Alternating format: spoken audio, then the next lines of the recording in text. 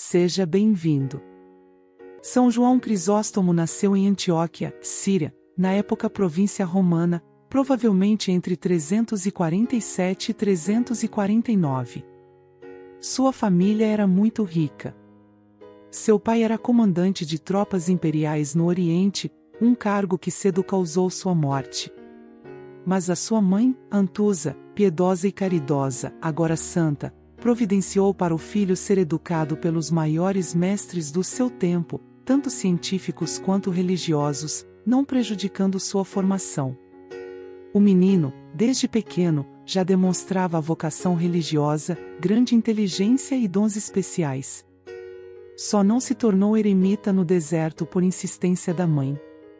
Mas, depois que ela morreu, já conhecido pela sabedoria, prudência e pela oratória eloquente, foi viver na companhia de um monge no deserto durante 4 anos. Passou mais 2 retirado numa gruta sozinho, estudando as Sagradas Escrituras. A maior parte do tempo passava sem dormir, estudando os testamentos de Cristo. Ao não recostar-se durante esses 2 anos, nem de noite nem de dia, suas partes infragástricas ficaram atrofiadas, e as funções dos rins ficaram afetadas pelo frio. Como não podia cuidar de si mesmo, voltou ao porto da igreja. Permaneceu 5 anos recuperando-se da grave enfermidade que o acometera, durante os quais, além de servir a igreja como diácono, enriqueceu as letras cristãs com mais alguns livros. Em pouco tempo seus escritos já corriam de mão em mão, por parte dos estudantes, e seu nome ganhava grande fama. É o ano de 386, João beira os 40 anos, apesar de não ter recuperado inteiramente a saúde, recomeça seus trabalhos. O sucessor do bispo Melécio na sede de Antioquia, Flaviano, ordena-lhe sacerdote, e nomeia-o como pregador oficial da diocese. Durante 12 anos, desde 386 até 397, cumpriu este ofício com tanto esmero, destreza e esplendor que assegurou para si o título do maior orador sagrado da cristandade. Em geral fazia suas pregações 3 vezes na semana, despertando grande entusiasmo, e era comum, passando em frente à igreja, ouvir os aplausos da multidão. Porém o traço que nos revela melhor a capacidade que tinha de ferir os corações, e as santas iras que suscitava, eram os prantos que vinham regularmente durante seus sermões. Ele não era simplesmente um orador entusiasta de monólogos. Tinha o fim bem claro diante dos olhos, e o que buscava era o bem das almas. Não cessava de exortar aquela sociedade, sedenta de festas, espetáculos e prazeres a voltar-se para Deus, abraçar os caminhos da virtude e os mandamentos de Deus. Pelo mês de fevereiro ou março de 387, o imperador Teodósio ordena que se intensifiquem os impostos. Em Antioquia, a publicação de tal ordem foi imediatamente precedida de um levante popular, pois este novo imposto não era somente um aumento nas despesas, mas mediam-se os campos, registravam-se os animais, cadastravam-se os homens, etc. A população levantou-se violentamente. Quebraram as estátuas do imperador, e arrastaram por praça pública efígies da imperatriz e de seus filhos. O levante durou 3 horas, mas as consequências logo se fizeram sentir. O governador ordenou uma repressão e pediu instruções ao imperador. Contentou-se o soberano, naquele momento, em mandar fechar todos os centros de lazer e de diversões que havia em Antioquia, privá-la de seus privilégios de metrópole, e excluí-la da distribuição anual do trigo. Reservou, contudo, a vingança principal para quando se tivesse feito uma investigação minuciosa, descobrindo exatamente quem eram os culpados. As distâncias entre Antioquia e Constantinopla eram consideráveis, demorariam os comissários do imperador a chegar. Enquanto isso, pairou sobre o ar e sobre os ânimos de todos, um forte vento de sentimentos religiosos, diante da espada imperial que pendia sobre as cabeças. É irrelevante dizer que o presbítero João soube aproveitar esta circunstância. não cessou um só instante de impulsionar todos à prática das virtudes cristãs, fosse através de rogos, ou mesmo por meio de duras reprimendas, sempre convidando os fiéis à conversão, animando-os de todas as maneiras. Sua ação, entretanto, não se restringiu aos púlpitos. Organizou uma estratégia para evitar o pior. Pediu ao bispo Flaviano que se dirigisse a Constantinopla, a fim de interceder diretamente diante do imperador. Grande comitiva pôs-se em marcha muito bem escolada e instruída, toda ela organizada por João, levando diversos presentes ao imperador. A comitiva era constituída por pessoas selecionadas pelo presbítero, o qual lhes instruíra acerca de seu modo de proceder na corte. Foi organizado, pelo próprio santo, um verdadeiro estratagema, de maneira a sempre estar sendo lembrado ao imperador o caso da cidade. João organizou verdadeiros slogans que deveriam ser repetidos em determinados momentos do dia. Por exemplo, sempre que fosse servido um prato, ou um copo de água, diriam ao imperador: pensai que não se trata de uma, 2 ou 10 almas, mas de um número incalculável de pessoas. Ou ainda: rendei homenagem a Jesus Cristo e respeitai esta cidade, a primeira que deu a seus discípulos um nome doce e venerado. O próprio bispo levava consigo o discurso, escrito pelo Crisóstomo, que deveria ser pronunciado diante do imperador. Pouco depois, chegaram a Antioquia os enviados de Teodósio. O terror acometeu toda a população. Voltaram as costas a tudo quanto haviam ouvido dos lábios de João, e retomaram as práticas e festas com os pagãos. Com o avançar das investigações foram-se enchendo os calabouços. Os detidos eram submetidos a rigorosas torturas, a fim de delatar sua parte no crime. Não tardou a que as cabeças começassem a rolar. A cidade de Antioquia em pouco tempo entrou em luto, e por todos os lados viam-se as mulheres, cobertas de negro, indo ao pretório, levando suas crianças pelas mãos, a fim de rogar por seus maridos e filhos. Quadro desolador, que o próprio São João retratará posteriormente em seus sermões. João sabia muito bem que a única forma de abrandar a situação consistia em mostrar o exemplo de um verdadeiro comportamento cristão. Enviou um mensageiro às montanhas, rogando que os eremitas viessem em auxílio dos irmãos. Eles vieram, e como não tinham nada a perder, não hesitavam em nenhum momento a enfrentar os juízes, mesmo à porta do pretório. Um deles, Macedônio, não hesitou em dizer a altos magistrados que, se a população havia agido mal destruindo imagens do imperador, que aliás tinham sido substituídas por outras mais belas, nem por isso o imperador, por mais imperador que fosse, tinha o direito de matar homens vivos, imagens do próprio Deus inseridas no livro da vida, que ninguém seria mais capaz de reconstituir. A pedido de João, juntou-se ao número dos monges todo o clero de Antioquia e das cidades vizinhas. Ofereciam-se todos a morrer em lugar dos presos, opondo-se tenazmente a que se continuasse com aquela horrível matança. Por fim os legados cederam, dizendo que estavam suspensas as execuções, até voltassem da capital com instruções tomadas do imperador. Transcorreram menos de 24 horas. Chegou por fim o desenlace de toda a crise. O bispo Flaviano, não sem transpor 1000 obstáculos, pôde apresentar-se diante do imperador, e pronunciou o discurso preparado pelo Crisóstomo.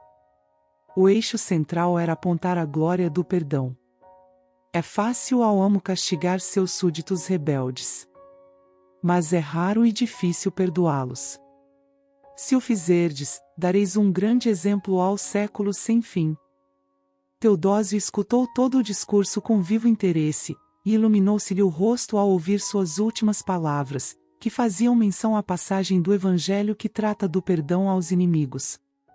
Na resposta, teve estas palavras: haverá algo de estranho quando nós, homens, perdoemos aos que nos ofenderam, homens também, quando o Senhor do mundo, depois de ter descido à terra e de se ter feito servo por nós, implorou ao Pai pelo bem de seus algozes com aquela oração: Pai, perdoa-lhes, porque não sabem o que fazem. Decretou anistia geral, perdoando todos os acusados, e mandou devolver a Antioquia todos os seus privilégios. Esta boa notícia foi enviada a todo galope, pelo bispo Flaviano, através de um mensageiro, à cidade do Crisóstomo. Mas tardaria pelo menos 6 dias para chegar. Era o dia da Páscoa quando o mensageiro entra pelas portas da cidade. Nunca esta festa se adaptou melhor ao seu primitivo significado de libertação. A alegria transbordou por toda a cidade. Ornaram-se as praças com flores, os prisioneiros libertados foram recebidos com clamores de júbilo. Os nomes que pairavam por cima de todo aquele entusiasmo eram Teodósio, Flaviano e João. Este último aproveitou a ocasião para dar o último arremate, pronunciou um sermão onde entoou um hino de ação de graças a Deus, e não deixou de tirar uma preciosa lição de todo o acontecido. Em 27 de setembro de 397, com a morte do bispo Nectário, encontrou-se vaga a sede de Constantinopla.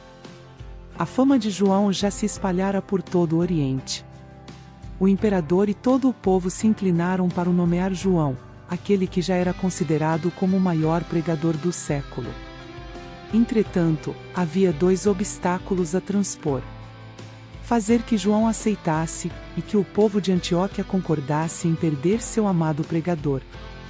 Para contornar estes empecilhos, um alto funcionário do império que residia em Antioquia pediu para conversar com João numa igreja, fora da cidade. Mal haviam se encontrado, pediu-lhe o homem que subisse em sua carruagem, a fim de que ficassem mais à vontade. Chegaram a uma guarnição militar, onde se encontravam 2 soldados que simplesmente raptaram o presbítero, levando-o a Constantinopla. O patriarca de Alexandria, Teófilo, foi obrigado a sagrá-lo bispo no dia 26 de fevereiro de 398. Imediatamente, Crisóstomo pôs mãos à reforma da cidade e do clero, que se tinham corrompido em tempos de seu predecessor. Os bispos e cortesãos tiveram que escutar também amargas verdades sobre suas indignas ações e suas frivolidades. Teodósio havia morrido 3 anos antes, deixando o império dividido entre seus 2 filhos, Honório no Ocidente e Arcádio no Oriente. Este último era a perfeita antítese de seu pai. Desprovido de capacidade, intelectualmente medíocre, apagado, indeciso e desprovido de vontade própria. Arcádio havia se casado com Eudóxia, extremamente vaidosa e ardilosa. O homem que fizera todas as manobras para que este casamento se desse chamava-se Eutrópio. Eunuco no tempo de Teodósio, conseguindo galgar posições na corte. Neste ano de 398 atingira a condição de camareiro-mor, tendo poderes de primeiro-ministro. Possuía costumes morais péssimos, era insaciável por dinheiro, como sua protegida, a imperatriz. Foi num ambiente assim que entrou o cândido e santo João, que não hesitou em empregar todos os meios possíveis para reformar seu patriarcado. Começou por sua casa. Retirou todos os luxos acumulados pelo predecessor. Mandou vender os tesouros e aplicou em seu investimento predileto, os pobres. Mandou construir um hospital com o dinheiro obtido com a venda da tapeçaria, e assim todos os objetos e partes da casa. Vendeu até mesmo a cama, de seda e veludos, trocando-a por uma, formada com algumas tábuas, com um único cobertor, à guisa de proteção contra o frio. Não mediu esforços em avivar a piedade dos fiéis, e procurando corrigir os maus hábitos do clero, especialmente dos bispos, e mesmo das pessoas da corte, que de início lhe devotavam verdadeiro fervor. Contudo, a oposição atingiu seu auge em 401, quando ele tirou de seus cargos, num sínodo em Éfeso, 6 bispos. Outro acontecimento que corroborou para o aumento do cerco contra o Crisóstomo foi a caída de Eutrópio, em 399, quando o santo bispo acolhera o fugitivo sob a proteção da igreja, contra os ditames do imperador, e conseguira, através de uma de suas homilias, persuadir a todos que deixassem o homem em paz. Somente Eudóxia alimentou as vinganças. Com a caída de Eutrópio, a autoridade imperial passou às mãos da imperatriz Eudóxia, que era contra João e seus métodos.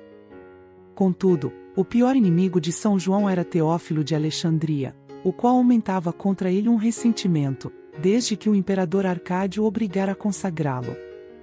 Esta antipatia tornou-se ódio declarado quando, em 402, foi convocado a um sínodo, presidido por Crisóstomo, a fim de responder a acusações feitas por monges do deserto.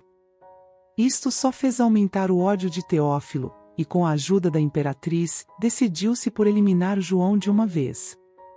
Convocou uma reunião de 36 bispos, todos contrários ao Crisóstomo, na qual condenou ao patriarca da capital, baseando-se em 21 casos inventados.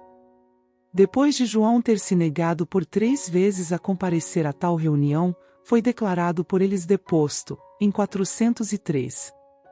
O próprio imperador Arcádio aprovou esta condenação, desterrou o santo, enviando-o a Bitínia. Este primeiro desterro durou somente um dia, pois, assustada pela indignação do povo, a própria imperatriz pediu seu regresso. Crisóstomo entrou na cidade aclamado por todos, e fez um discurso jubiloso. Fez também um segundo discurso, muito elogioso à imperatriz. Contudo, esta paz durou pouco, pois havendo passado somente 2 meses, João se lamentou muito dos espetáculos e festas que se fizeram, por ocasião da ereção de uma estátua de prata, dedicada à imperatriz, a poucos metros da catedral. Os inimigos do prelado aproveitaram-se disto, apresentando o fato como uma afronta pessoal à soberana, a qual não fez muito esforço para esconder seu ressentimento. Possuidor de um ânimo fogoso, João, ao ver reacender-se contra si a perseguição, resolveu passar à ofensiva. Pronunciou uma homilia onde disse tudo quanto pensava acerca de estátuas, jogos, festividades pagãs em honra de imperadores cristãos, etc. Os inimigos aproveitaram-se da ocasião para desferir o golpe certeiro. O imperador não encontrou outro meio a não ser proibir João de exercer qualquer função eclesiástica, e reclusão dentro de sua igreja. Aproximaram-se contudo as cerimônias de Semana Santa, e o santo viu-se entre o seu dever de oficiar as cerimônias litúrgicas e não desagradar o imperador. O dever venceu, e João dirigiu-se à igreja. A notícia espalhou-se tão rápido, que antes de terminar a cerimônia, Arcádio já lhe enviara mensageiros ordenando que interrompesse o culto. João mandou responder: recebi os poderes episcopais das mãos de Deus, e não tenho direito de abandonar a minha igreja. O seu despotismo será minha justificação diante do juiz eterno. Arcádio ficou confuso, e mandou chamar outros 2 bispos, inimigos de João, a fim que lhe aconselhassem em como proceder. Vendo que ele receava utilizar a força, disseram que não havia problema em lançar as tropas contra um excomungado e acrescentaram: se nisto houver pecado, que a maldição caia sobre nossas cabeças. 5 dias depois de Pentecostes, no ano de 404, um notário imperial informava a João que teria de abandonar a cidade imediatamente, e assim o fez. Foi desterrado a Cúcuso, na Armênia, onde permaneceu 3 anos. Mas estando lá, sua antiga comunidade de Antioquia, dirigiu-se em peregrinação a fim de encontrar-se com seu pastor. Mas nem mesmo isto os inimigos de João podiam suportar. Vendo que a igreja acorria em massa, a fim de receber o alimento espiritual dos lábios de João, resolveram por cortar sua vida. Instigaram ao imperador Arcádio a desterrá-lo para mais longe, e foi enviado a Pítio, lugar selvagem, na extremidade oriental do Mar Negro. Debilitado pela aspereza do caminho e por ver-se obrigado a locomover-se a pé, sob um tempo rigoroso, morreu em Comana, dia 14 de setembro de 407, dando testemunho do Evangelho e dos indissolúveis direitos e deveres da Igreja. Somente cerca de 30 anos depois, em 438, seus restos mortais foram trazidos a Constantinopla, em solene procissão, na qual figurou o então imperador, Teodósio II, filho de Eudóxia, o qual saiu ao encontro do cortejo fúnebre. Apoiando o rosto sobre o féretro, rogava que o santo perdoasse a atitude tomada por seus progenitores, e os danos que haviam causado. O Papa ordenou o restabelecimento de sua memória. O corpo de João Crisóstomo foi trazido de volta a Constantinopla em 438, num longo cortejo em procissão solene. Mais tarde, suas relíquias foram trasladadas para Roma, onde repousam no Vaticano. Dos seus numerosos escritos destaca-se o pequeno livro, Sobre o Sacerdócio, um clássico da espiritualidade monástica. De todos os padres gregos, nenhum deixou uma herança literária tão copiosa como São João Crisóstomo. Além de ser o único do qual se conservam as obras em quase toda sua totalidade. Vamos orar juntos, por intercessão de São João Crisóstomo. Ó Senhor Jesus Cristo, abre os olhos do meu coração para que eu possa ouvir a Tua palavra. Que eu entenda e faça a Tua vontade, pois sou um peregrino na terra.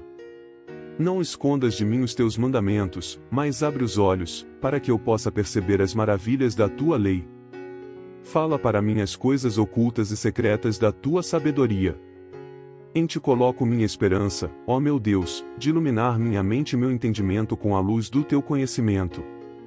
Não apenas para valorizar as coisas que estão escritas, mas para realizá-las, pois Tu és a luz para aqueles que jazem nas trevas, e de Ti vem toda a boa ação e toda a graça. Amém. Se você se sentiu tocado pela nossa mensagem, inscreva-se em nosso canal, ative as notificações, compartilhe este vídeo com o máximo de pessoas que você puder, deixe seu gostei e deixe suas orações e pedidos nos comentários. Obrigado pelo seu gesto de carinho com este canal. Que o seu dia de hoje seja abençoado e repleto de conquistas. Em nome do Pai, do Filho e do Espírito Santo. Amém.